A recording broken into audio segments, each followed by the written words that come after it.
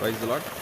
So பார்த்தீங்கன்னா ஆக்சுவலாக வந்து பேக்ரவுண்டில் ஃபுல் அண்ட் ஃபுல் இப்போ தான் வந்து அக்ரிகல்ச்சர் ஃபார்மிங் முடிச்சுட்டாங்க. ஸோ முடித்த உடனே அது ஃபுல்லாக அப்படியே வனாந்திரமாக ஆயிடுச்சு. ஸோ அங்கே பார்த்தீங்கன்னா ஃபுல் அண்ட் ஃபுல் வனாந்திரமாக பார்த்தீங்கன்னா தெரியும் கிளியராக வனாந்திரமாக இருக்கும். ஆனால் அதுக்கு முன்னாடி ஃபுல் அண்ட் ஃபுல் வந்து எவர் க்ரீனாக இருந்துச்சு எங்கே பார்த்தாலுமே. இப்போது ஃபுல்லாகவே வனாந்திரமாக ஆயிடுச்சு. ஒய் பிகாஸ் அதோட நேரம் வந்துருச்சு. தென் அறுவடை காலம் அது முடிஞ்ச உடனே அதை எடுத்து தானியம் வந்து எங்கே எடுத்து பிரித்து அதை வந்து எந்த இடத்துல ஸ்டாக் வைக்கணுமோ அங்கே மார்க்கெட்டில் வந்து வச்சுட்டாங்க. ஸோ இதுதான் சத்தியவேதம் சொல்லுது. நம்ம வந்து தேவனுடைய வருகையில் அப்படி ஒரு யூஸ்ஃபுல்லான ஒரு தானியமாக இருக்கணும். ஏன்னா வெளியேற பெற்ற தானியமாக இருக்கும்போது தான் தேவன் வந்து அதை சேர்த்து களஞ்சத்தில் வைப்பார். அப்படி இல்லாமல் நம்ம பதரை போல் இருந்தோன்னா அது வந்து எரிகிற அக்கினியில் தள்ளப்போடும் அப்படின்னு சத்தியவேதம் சொல்லுது.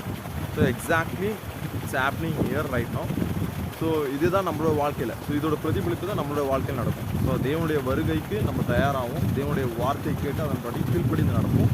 நம்ம டெஃபினட்டாக ஒரு விலை உயர்ந்த ஒரு கோதுமை மணிகளாக மாறி, இல்லை ஒரு நல்ல விலை வந்து இப்போ நம்ம கண்ட்ரியை பொறுத்தவரை அரிசியாக மாறி நம்ம எப்படி வந்து ஒரு மார்க்கெட்டுக்கு போவோமோ அது மாதிரி வந்து தேவன் நம்மளை சேர்த்து களஞ்சியத்தில் வைப்பார். நம்மளை ஒருபோதும் கைவிட மாட்டார்.